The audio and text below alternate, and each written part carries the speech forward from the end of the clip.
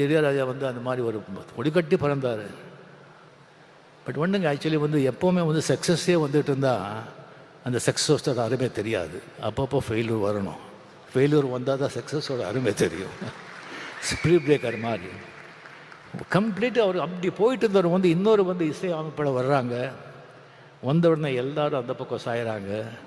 அவருக்கு போய்ட்டு வந்து கோடி கோடியாக சம்பாதிச்ச ப்ரொடியூசர்ஸ், டைரக்டர்ஸ், திஸ்திங் அவங்க எல்லாம் போகிறாங்க, ஆர்டிஸ்ட்டும் போகிறாங்க, இன்க்ளூடிங் ரஜினிகாந்த். பட் அவரை பற்றி அவர் எந்த கவலையும் படுறாங்க.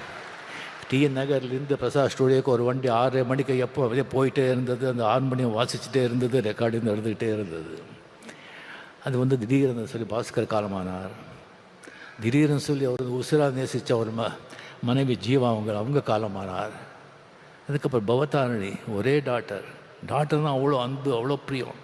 சும்மா அப்படி உட்காந்துருப்பாங்க, டாக்டர் வந்து கரெக்ட் வந்த மாதிரி அவங்க இறந்து போகிறாங்க. அந்த ஹார்மோனியம் வாசிட்டே இருக்கும். 6:30 மணிக்கு அந்த வண்டி போயிட்டே இருக்கும் பிரசாத் ஸ்டூடியோக்கு. எந்த ஸ்தலமும் இல்லை, எந்த இதுவும் இல்லை. கம்ப்ளீட்லி அவருடைய உலகமே வேறு. இங்கே நம்ம உலகத்தில் அவர் இல்லை, இசை உலகத்தில் அவர் இருக்கார். அப்பப்போ இங்கே வந்துட்டு போகிறார், அவ்வளோதான்.